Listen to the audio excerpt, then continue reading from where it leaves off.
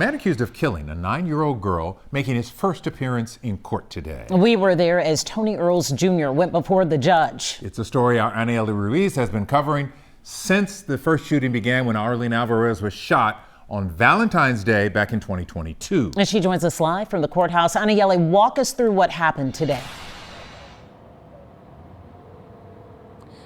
Well, guys, today Earl's attorney tried to request for a bond reduction, but the judge did not agree, and she set his bond at $100,000.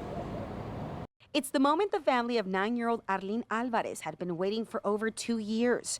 For 33-year-old Tony Earls Jr. to be charged with the death of their loved one and placed behind bars. Earls was in court this morning. She was just 9 years old. She had all the life to live. It was back in February of 2022 when Earls was robbed at an ATM. Earls pulled a handgun and opened fire at the robber who was running away. But at that moment, the Alvarez family was driving past the bank in their truck and Arlene was hit.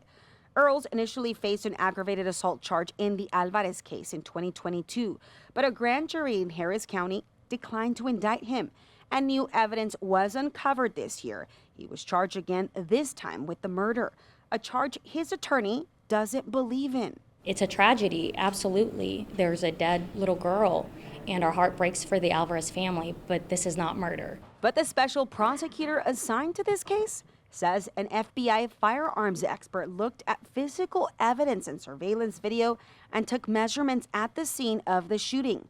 He alleges Earls saw the robber run past Arlene's family's vehicle and fired his gun afterward. We're never going to stop until he is locked up. Today in court, Earls' defense attorney complained about the conditions in jail he's facing, but also about the special prosecutor. Is the state and law enforcement, are they spending this much in resources trying to investigate who the person who robbed Mr. Earls and set all of this into motion?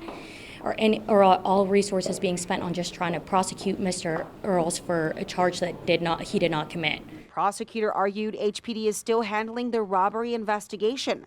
That is separate from this case. They were requesting information as to the robbery suspect and the current status of the investigation. They're not entitled to that.